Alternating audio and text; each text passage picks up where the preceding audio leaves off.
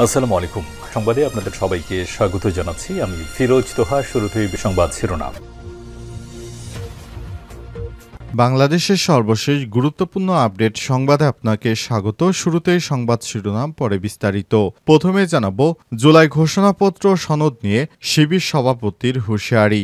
জুলাই ঘোষণাপত্র এবং সনদ কোনো দলের চিন্তার অনুলিপি হলে তা ছাত্র জনতা মেনে নেবে না বলে হুঁশিয়ারি দিয়েছে বাংলাদেশ ইসলামী ছাত্র শিবিরের সভাপতি জাহিদুল ইসলাম। আজ বেলা 2:30টায় নিজের ভেরিফাইড ফেসবুক আইডিতে দেয়া এক পোস্টে তিনি এই হুঁশিয়ারি দেন। এর আগে 31শে জুলাইয়ের মধ্যে জুলাই সনদ চূড়ান্ত করার জায়গায় পৌঁছাতে পারবেন বলে আশা প্রকাশ করে বক্তব্য দিয়েছে জাতীয় ঐক্যমত্য কমিশনের সহসভাপতি অধ্যাপক ড আলী রিয়াজ। মূলত তার এই বক্তব্যের পরিপ্রেক্ষিতে হুঁশিয়ারি দেন দেশের অন্যতম বৃহৎ ছাত্র সংগঠনের ওই শীর্ষ নেতা। জানাবো, ইসরায়েলের 2 মন্ত্রীকে নিষিদ্ধ ঘোষণা করেছে নেদারল্যান্ড। ফিলিস্তিনের বিরুদ্ধে সহিংসতায় উস্কানি এবং জাতিগত নির্মূলে জনসমর্থন দেওয়ার অভিযোগে ইসরায়েলের কঠোর ডানপন্থী 2 মন্ত্রীকে নিষিদ্ধ ঘোষণা করেছে নেদারল্যান্ড। আজ এই রায় দিয়েছে নেদারল্যান্ডের পররাষ্ট্রমন্ত্রী ক্যাসপার ভেলক্যাম্প। খবর দ্য মিডল ইস্ট আইয়ের। এরপর জানাবো, 2008 সালের পর যুক্তরাজ্যে আবারও পারমাণবিক অস্ত্র মোতায়েন করল মার্কিন যুক্তরাষ্ট্র। পশ্চিমা শক্তি প্রদর্শনের বার্তা পুতিনকে। যুক্তরাষ্ট্র প্রায় 17 বছর পর আবার প্রথমবারের মতো যুক্তরাজ্যে পারমাণবিক অস্ত্র মোতায়েন করেছে বলে ধারণা করা হচ্ছে। ইউরোপের নিরাপত্তা রক্ষায় এই পদক্ষেপ গ্রহণ করেছে বলে জানিয়েছে যুক্তরাষ্ট্র। এদিকে ফিলিস্তিনিদের জন্য রাষ্ট্রের অধিকার তাদের জন্য পুরস্কার নয়, বরং তাদের প্রাপ্য বললেন জাতিসংঘের মহাসচিব। জাতিসংঘের মহাসচিব অ্যান্টোনিও গুতেরেস দ্বিরাষ্ট্র সমাধানের দিকে জরুরি সুনির্দিষ্ট অপরিবর্তনীয় পদক্ষেপ নেওয়ার জন্য আন্তর্জাতিক সম্প্রদায়ের প্রতি আহ্বান জানিয়েছেন। সেই সঙ্গে তিনি ফিলিস্তিনিদের জন্য রাষ্ট্রত্ব একটি অধিকার, পুরস্কার নয়। খবর বার্তা সংস্থা আনাদুল এজেন্সির। এদিকে মেয়র হতে না পেরে ইশরাক ভাই দখল করা টিভি দিয়ে শিক্ষার্থীদের বিরুদ্ধে প্রোপাগান্ডা ছড়াচ্ছে বললেন উপদেষ্টা আসিফ মাহমুদ। বিএনপি নেতা ইঞ্জিনিয়ার ইশরাক হোসেন 40 দিন ধরে ঢাকায় আন্দোলন চালিয়েও শেষ পর্যন্ত মেয়র হতে না পেরে এবার শিক্ষার্থীদের বিরুদ্ধে নানা রকম অপতথ্য ছড়াচ্ছে তার বাংলা ভিশন মিডিয়া দিয়ে দাবি করেছে উপদেষ্টা আসিফ মাহমুদ। আজ নিজের ভেরিফাইড ফেসবুক আইডি থেকে এক পোস্টে তিনি এসব কথা বলেন। জুলাই ঘোষণাপত্র সনদ নিয়ে শিবির সভাপতির হুঁশিয়ারি। জুলাই ঘোষণাপত্র এবং সনদ কোনো দলের চিন্তার অনুলিপি হলে তা ছাত্র জনতা মেনে নেবে না বলে হুঁশিয়ারি দিয়েছে বাংলাদেশ ইসলামী ছাত্র শিবিরের সভাপতি জাহিদুল ইসলাম। আজ বেলা 2:30টায় নিজের ভেরিফাইড ফেসবুক আইডিতে দেয়া এক পোস্টে তিনি এই হুঁশিয়ারি দেন। এর আগে 31শে জুলাইয়ের মধ্যে জুলাই সনদ চূড়ান্ত করার জায়গায় পৌঁছাতে পারবেন বলে আশা প্রকাশ করে বক্তব্য দিয়েছে জাতীয় ঐক্যমত্য কমিশনের সহসভাপতি অধ্যাপক ড আলী রিয়াজ। মূলত তার এই বক্তব্যের পরিপ্রেক্ষিতে হুঁশিয়ারি দেন দেশের অন্যতম বৃহৎ ছাত্র সংগঠনের ওই শীর্ষ নেতা। আজ রাজধানীর ফরেন সার্ভিস একাডেমিতে রাজনৈতিক দলগুলোর সঙ্গে দ্বিতীয় ধাপের সংলাপের 21তম দিনের সূচনা বক্তব্যে আলী রিয়াজ বলেছেন, প্রথম ধাপ ও দ্বিতীয় ধাপের সংলাপে ঐক্যমত হয় বিষয়গুলো আজ বা কালের মধ্যে রাজনৈতিক দলগুলোর কাছে পাঠানো হবে। আমরা 31শে জুলাইয়ের মধ্যে দ্বিতীয় ধাপের সংলাপ শেষ করতে চাই এবং ঐক্যমতের বিষয়গুলো সংযুক্ত করে পরশু দিনের বৃহস্পতিবারের মধ্যে সনদের জায়গায় পৌঁছতে পারবো আশা করছি। বিষয়টি নিয়ে অনেকটা প্রতিবাদের সুরে কথা বলেছেন শিবিরের সভাপতি জাহিদুল। ফেসবুক পোস্টে তিনি লিখেছেন, কাউকে ক্ষমতায় বসানো কিংবা ক্ষমতা থেকে সরানোর জন্য জুলাই হয়নি। জুলাই মানে বৈষম্য এবং প্রতিটি অন্যায়ের বিরুদ্ধে প্রতিরোধ। জুলাই মানে অমূল্য পরিবর্তন। প্রয়োজনে আবার জুলাই ফিরে আসবে উল্লেখ করে শিবির সভাপতি বলেছেন, জুলাই ঘোষণায় শহীদ গাজীদের রক্ত আর ত্যাগের প্রতিচ্ছবি ফুটিয়ে তুলতে হবে। শহীদের রক্ত এখনো আমাদের হাতে লেগে আছে। প্রয়োজনে আবার জুলাই ফিরে আসবে, কিন্তু কোনো দল বা গোষ্ঠী তাবেদারি মেনে নেওয়া হবে না। Mind it. ইসরায়েলের দুই মন্ত্রীকে নিষিদ্ধ ঘোষণা করেছে নেদারল্যান্ডস। ফিলিস্তিনের বিরুদ্ধে সহিংসতার উস্কানি এবং জাতিগত নির্মূলতার সমর্থন দেওয়ার কারণে ফিলিস্তিনের বিরুদ্ধে উঠে পড়ে লাগার কারণে এবার দুই ইহুদিবাদী মন্ত্রীকে নিষিদ্ধ ঘোষণা করা হয়েছে।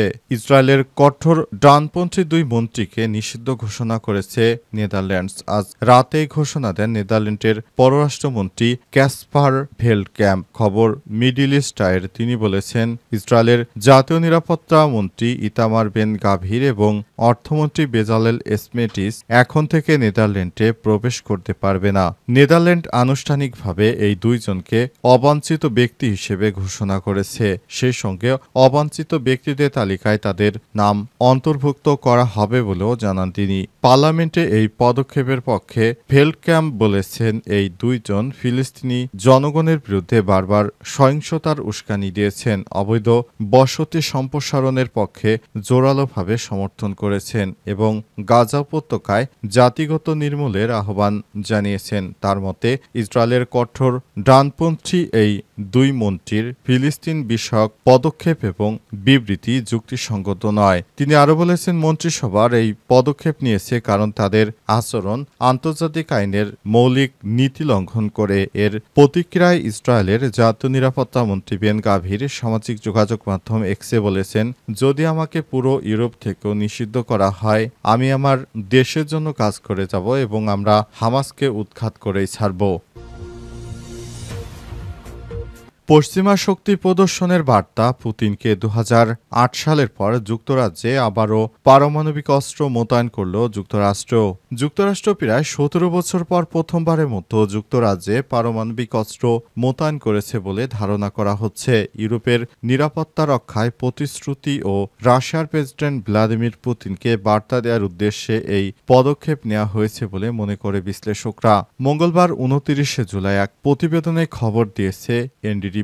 16 জুলাই নিউ মেক্সিকোর আলবুকারকিতে অবস্থিত যুক্তরাষ্ট্রের একটি পারমাণবিক অস্ত্র ঘাঁটি থেকে সামরিক পরিবহন বিমান যুক্তরাজ্যের লেকেনহিথ ঘাঁটির উদ্দেশ্যে রওনা দেয়। প্রতিরক্ষা বিশ্লেষণ ও উন্মুক্ত উৎসের তথ্যমতে বিমানটি নিজের পরিচয় এবং অবস্থান প্রকাশ করে উঠছিল, যা সচরাচর পারমাণবিক অস্ত্র পরিবহনের ক্ষেত্রে দেখা যায় না।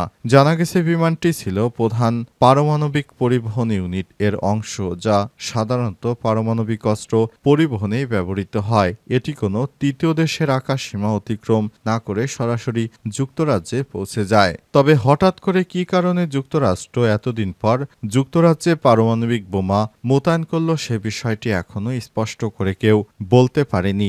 অনেকেই মনে করছে আবার যে কোনো সময় তৃতীয় বিশ্বযুদ্ধ বেঁধে যেতে পারে। এ কারণে এই ধরনের পদক্ষেপ নিয়েছে যুক্তরাষ্ট্র। ফিলিস্তিনিদের জন্য রাষ্ট্র তাদের অধিকার, পুরস্কার নয় বললেন অ্যান্তোনিও গুতেরেস।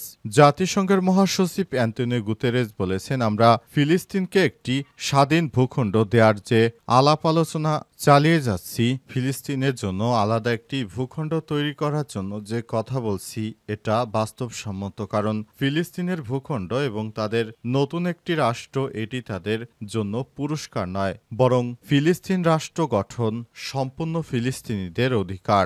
এতদিন ধরে ইহুদিবাদী ইসরায়েল যেভাবে নিরীহ ফিলিস্তিনিদের উপর হত্যাযজ্ঞ চালিয়ে আসছে, সেটি কোনোভাবে গ্রহণযোগ্য নয়। তিনি আরো বলেছেন, আমরা চাই একটি দ্বিরাষ্ট্রভিত্তিক সমাধান করতে, কিন্তু অনেকেই আমাদের মুখ চেপে ধরতে চায়। অনেক রাষ্ট্র আছে এবং রাষ্ট্রের প্রধানরা আছে যারা জাতিসংঘের উপর সমস্ত দায়ভার চাপাতে চায়। আমরা বলতে চাই, জাতিসংঘ সবসময় একটি মানবিক সংগঠন। এখানে তারা পৃথিবীর সমস্ত ধর্ম না দেখে, তারা জাতিভিত্তিক না দেখে মানুষ হিসেবে বিবেচনা করে তাদের জন্য কাজ করছে। সুতরাং জাতিসংঘের মহাসচিবকে কোনো দায় দিয়ে এড়িয়ে যাওয়া যাবে না। আমরা ফিলিস্তিনের জন্য একটি স্বতন্ত্র রাষ্ট্র গঠন করার জন্য যে সিদ্ধান্ত গ্রহণ করেছি, সেটি খুবই প্রয়োজনীয় একটি বিষয় এবং এ বিষয় নিয়ে কাজ করতে পেরে খুব ভালো বোধ করছি বলে জানান জাতিসংঘের মহাসচিব।